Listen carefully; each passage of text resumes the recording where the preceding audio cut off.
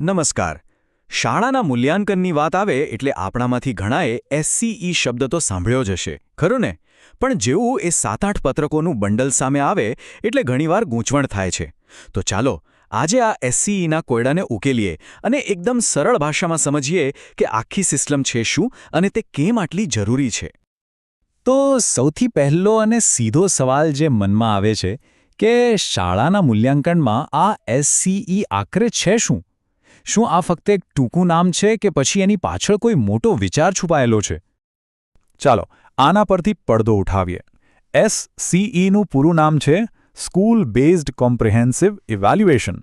ગુજરાતીમાં કહીએ તો શાળા આધારિત સર્વગ્રાહી મૂલ્યાંકન. હવે આમાં છે ને આ સર્વગ્રાહી શબ્દ સૌથી કામનો છે. આનો સીધો અર્થ એ છે કે મૂલ્યાંકન ફક્ત પરીક્ષાના માર્ક સુધી સીમિત નથી, પણ બાળકના દરેક પાસાને આવરી લે છે. અને એ સમજવું ખૂબ જ જરૂરી છે કે એસસી કોઈ એક પરીક્ષા કે એકલું ફોર્મ નથી. ના, એ તો એક આખું માળખું છે, એક એવી વ્યવસ્થિત પદ્ધતિ જે વિદ્યાર્થીની પ્રગતિને ખાલી આંકડામાં નહીં પણ એની સંપૂર્ણતામાં સમજવા માટે બનાવવામાં આવી છે. સારું, ચાલો આમાં થોડું ઊંડા ઉતરીએ. આ ચિત્ર જુઓ, આખી વાત એકદમ સાફ થઈ જશે. એસસીઈ બરાબર કેન્દ્રમાં છે અને એની આસપાસ 7 અલગ-અલગ પત્રકો એક ટીમની જેમ ગોઠવાયેલા છે. આ કોઈ છૂટાછવાયા કાગળો નથી, પણ એકબીજા સાથે જોડાયેલી એક મજબૂત સિસ્ટમ છે જે સાથે મળીને કામ કરે છે. તો આ આખી સિસ્ટમનો મુખ્ય હેતુ શું? એકદમ સિમ્પલ. વિદ્યાર્થીના વિકાસનું 360 ડિગ્રીનું ચિત્ર આપવું. કારણ કે આપણે બધા જ જાણીએ છીએ કોઈ પણ બાળક ફક્ત એના માર્ક્સથી નથી ઓળખાતું. કોઈક રમવામાં હોશિયાર હોય, કોઈ ચિત્ર સરસ દોરતું હોય, તો કોઈકમાં લીડરશિપનો ગુણ હોય. આ સિસ્ટમ આ બધી જ બાબતોને મહત્વ આપે છે. હવે આપણે આખી સિસ્ટમનું માળખું તો સમજી લીધું, પણ હવે જરા પ્રેક્ટિકલ વાત પર આવીએ. આ સિસ્ટમ કામ કઈ રીતે કરે છે? ચાલો એક પછી એક આ 7 પત્રકોની મુલાકાત લઈએ અને જાણીએ કે દરેકનું કામ શું છે.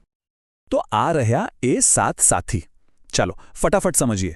પત્રક એ એટલે રચનાત્મક મૂલ્યાંકન. આ કોઈ પરીક્ષા નથી હો, આ તો શિક્ષકની એક ડાયરી જેવું છે, જેમાં રોજબરોજની પ્રવૃત્તિઓનું અવલોકન નોંધાય છે. પત્રક બી વ્યક્તિત્વ વિકાસ પર ફોકસ કરે છે, જેમ કે શિસ્ત કેવી છે, સ્વચ્છતા, બીજા સાથેનું વર્તન વગેરે. પત્રક સી અને એફ આ આપણા જાણીતા રિઝલ્ટ કાર્ડ કે પ્રોગ્રેસ રિપોર્ટ છે. પત્રક ડી ખાસ નાના ભૂલકાઓ માટે છે, ધોરણ 1 અને 2 માટે. પત્રક ઈ આને તમે વિદ્યાર્થીની આખી સ્કૂલ લાઈફની કુંડલી કહી શકો, જે લાંબા ગાળાનો વિકાસ બતાવે છે. અને છેલ્લે પત્રક જી આ વર્ણનાત્મક પત્રક છે. આમાં માર્ક્સ નથી, પણ શિક્ષક દિલથી લખે છે કે બાળકમાં શું ખૂબી છે અને ક્યાં સુધારાની જરૂર છે. તો જોયું, આ બધા પત્રકો જ્યારે ભેગા મળે છે ત્યારે એ વિદ્યાર્થીનો એક જીવંત ચિતાર રજૂ કરે છે. એ માત્ર શૈક્ષણિક આંકડાઓનો ઢગલો નથી, પણ એ વિદ્યાર્થીના સંપૂર્ણ વિકાસની એક સ્ટોરી કહે છે. આનાથી ખબર પડે છે કે વિદ્યાર્થી ક્યાં મજબૂત છે અને ક્યાં એને થોડી મદદની જરૂર છે. આપણે એ તો સમજ્યા કે એસસીઈ શું છે અને તે કઈ રીતે કામ કરે છે. પણ હવે કદાચ એવો વિચાર આવે કે ભાઈ આટલી બધી માથાકૂટ કરવાની શું જરૂર છે? આ સિસ્ટમનો અસલી ફાયદો શું છે?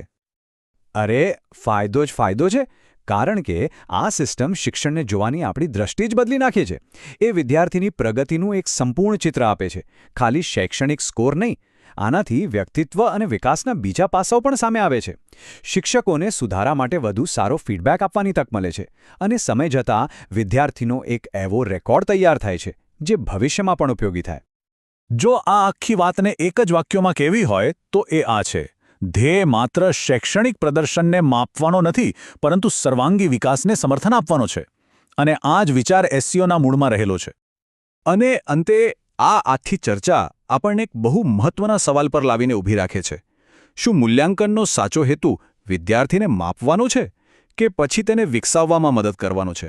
એસસીઈ ચોક્કસપણે બીજા વિકલ્પ તરફનું એક મોટું પગલું છે. આ પ્રશ્ન પર આપણે સૌએ વિચારવું રહ્યું.